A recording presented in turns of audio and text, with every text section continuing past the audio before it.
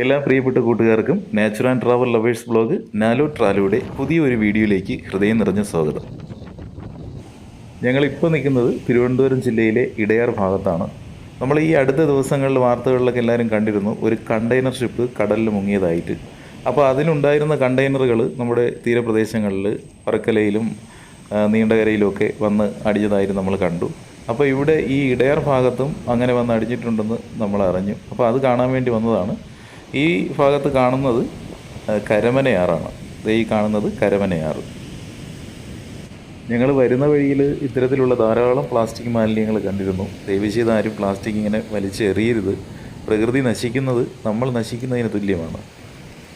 ഇവിടെ ഈ കണ്ടെയ്നറുകൾ വന്ന് അടിഞ്ഞതുകൊണ്ടായിരിക്കാം ഇവിടെ പോലീസ് സേനയൊക്കെ വിന്യസിച്ചിട്ടുണ്ട്. നമുക്കെന്തായാലും അതിൻ്റെ അടുത്തേക്ക് പോയി കാണാം. ഇവിടെ മുഴുവൻ ഇതിൻ്റെ ഈ പാക്കറ്റ് പൊട്ടിയിട്ടുള്ള ക്രിസ്റ്റൽ രൂപത്തിലുള്ള വെള്ള നിറത്തിലുള്ള തരികളാണ് കാണുന്നത്. പൊട്ടാതെ ഒരു പാക്കറ്റ് ഇതായി ഇവിടെ കിടപ്പുണ്ട്. അതുപോലെ തന്നെ ഇവിടെ കണ്ടില്ലേ, ഈ തിരമാല വന്ന് ചിത്രം വരച്ചിട്ട് പോയതുപോലെ ഈ ക്രിസ്റ്റലും ഇത് രണ്ടും കൂടി ചേർന്നപ്പോഴത്തേക്കേ നല്ല രസമുണ്ട് നേർക്കാഴ്ചയിൽ കാണാനായിട്ട്. കണ്ടില്ലേ, ഈ പ്രദേശം മുഴുവൻ ഇങ്ങനെ ഈ വെളുത്ത നിറത്തിലുള്ള തരികളാണ്. കണ്ടോ, ഒരുപക്ഷെ ഇത് ലക്ഷദ്വീപിലൊക്കെ ആണെങ്കിൽ ഇതിങ്ങനെ വ്യക്തമായിട്ട് നമുക്ക് കാണാൻ പറ്റില്ല, സൂക്ഷിച്ച് നോക്കേണ്ടി വരും. കാരണമെന്ന് പറയുമ്പോഴത്തേക്ക് അവിടെ ഈ കോറലുകൾ പൊടിഞ്ഞിട്ടുള്ള മണൽത്തരികളാണല്ലോ കൂടുതലായിട്ടുള്ളത്. ഈ പ്രദേശത്ത് മുഴുവൻ കരിമണലാണ്. അതുകൊണ്ട് തന്നെ ഇത് വ്യക്തമായിട്ട് നമുക്ക് കാണാനും പറ്റും. ഇവിടെ കാക്കകൾ ഇത് കൊത്തി കഴിക്കുന്നുണ്ട്. വാർത്തകളൊക്കെ വിശദമായി കണ്ടിട്ടുള്ളവർക്ക് മനസ്സിലാവും ഈ വെള്ള നിറത്തിലുള്ള തരികൾ എന്താണെന്നുള്ളത്. ഇത് പോളി എത്തിലിൻ എന്ന് പറയുന്ന പ്ലാസ്റ്റിക്കിൻ്റെ ക്രിസ്റ്റൽ രൂപമാണ്.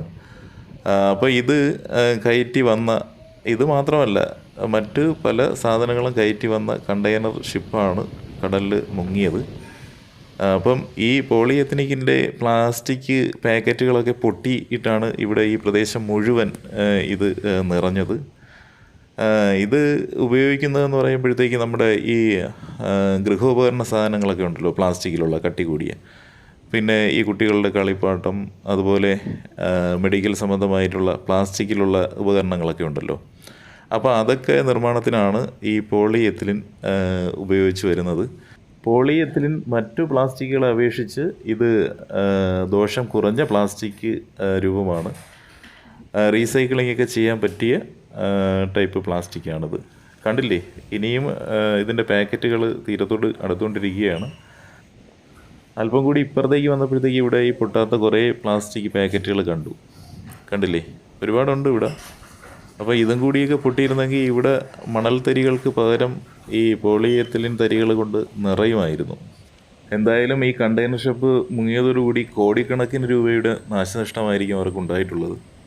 കണ്ടില്ലേ, ഈ പാക്കറ്റിൽ എഴുതിയിട്ടുണ്ട് പോളിയെത്തിലിൻ എന്ന് എഴുതിയിരിക്കുന്നത് കണ്ടോ.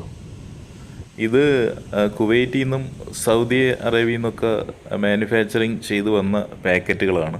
ഈ ഒഴുകിയിറങ്ങുന്ന പ്ലാസ്റ്റിക്കുകൾ കരമനയാറിലേക്കാണ് പോകുന്നത്. അപ്പോൾ നദികളിലേക്കും ഇതിൻ്റെ അവശിഷ്ടങ്ങൾ എത്തും എന്നാണ് അർത്ഥം. പോളിയെത്തിലിൻ പാക്കറ്റുകളല്ലാതെ മറ്റു സംഭവങ്ങളും ഇവിടെ തീരത്ത് അടിഞ്ഞിട്ടുണ്ട്. ഇത് പേപ്പർ കെട്ടുകളാണ്, നല്ല കട്ടിയേറിയ പേപ്പറുകളാണിത്. എനിക്ക് തോന്നുന്നത് നമ്മൾ പേപ്പർ ബോക്സൊക്കെ പോലെയുള്ള സാധനങ്ങളുടെ നിർമ്മാണത്തിന് വേണ്ടി ഒക്കെ കൊണ്ടുവന്നതായിരിക്കും ചിലപ്പോൾ. ഇതിലിപ്പോൾ ഈ വീഡിയോയിൽ എന്തുമാത്രം ഇതിൻ്റെ വലിപ്പം മനസ്സിലാവുന്നുണ്ട് എന്നെനിക്കറിയത്തില്ല. എന്തായാലും നല്ല വലിപ്പമുണ്ട് ഇതിന്. അപ്പോൾ ഇതുപോലെ എന്തുമാത്രം സാധനങ്ങൾ കരയ്ക്ക് അടിഞ്ഞിട്ടുണ്ടാവും, കരയ്ക്ക് അടിയാതെ കടലിൻ്റെ അടിത്തട്ടിലേക്ക് പോയിട്ടുണ്ടാവും എന്ന് ആലോചിച്ച് നോക്കിയാണ്. ഏകദേശം 1000 കോടിയോടടുത്ത് നഷ്ടമുണ്ടെന്നൊക്കെയാണ് പറഞ്ഞു കേൾക്കുന്നത്. ഈ കാണുന്നത് കരമനയാറാണ്. പക്ഷേ ഇത് കടലിലേക്ക് വന്ന് ചേരുന്ന ഭാഗമായതുകൊണ്ടാണ് ഇവിടെ ശക്തമായ രീതിയിൽ തിരമാല അടിക്കുന്നത്. പൊട്ടാത്ത പാക്കറ്റുകളും തിരമാലയുടെ ശക്തിയിൽ പുഴയിലേക്ക് ഒഴുകിയെത്തുന്നുണ്ട്. ഇവിടെ പുഴയും കടലും സംഗമിക്കുന്ന സ്ഥലമായതുകൊണ്ട് തന്നെ കടലിൽ നിന്ന് ചിലപ്പോൾ മത്സ്യങ്ങൾ പുഴയിലേക്ക് നീന്തി കയറാനുള്ള സാധ്യതയുണ്ട്. അത് കണക്കാക്കി എന്നോണം ഒരാളിവിടെ വല വീശുന്നുണ്ട്. ഒറ്റ വീശലിൽ ചിലപ്പോൾ കടൽ മത്സ്യവും പുഴ മത്സ്യവും കിട്ടാം. നമ്മുടെ മുന്നിൽ കാണുന്നതാണ് ഇടയാർ ഐലൻഡ്.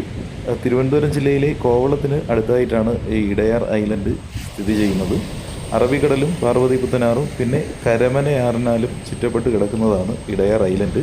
മനോഹരമായിട്ടുള്ളൊരു ദ്വീപാണ്. നമ്മളുടെ ചാനലിൽ മുമ്പൊരു റീൽസ് വീഡിയോ നമ്മൾ ചെയ്തിട്ടിട്ടുണ്ടായിരുന്നു. ഇനിയൊരു അവസരത്തിൽ ഞങ്ങൾ അവിടെ പോയിട്ട് നല്ലൊരു വീഡിയോ ചെയ്യുന്നതായിരിക്കും. അപ്പോൾ ഞങ്ങളുടെ ഇന്നത്തെ വീഡിയോ ഇവിടെ അവസാനിപ്പിക്കുകയാണ്. വീഡിയോ ഇഷ്ടപ്പെട്ട് കഴിഞ്ഞാൽ ലൈക്ക് ചെയ്യുക, ഷെയർ ചെയ്യുക. നിങ്ങളുടെ വിലയേറിയ അഭിപ്രായങ്ങളും നിർദ്ദേശങ്ങളും കമൻറ്റായിട്ട് രേഖപ്പെടുത്തുക. എല്ലാവർക്കും നന്മകൾ നേരുന്നു. നന്ദി.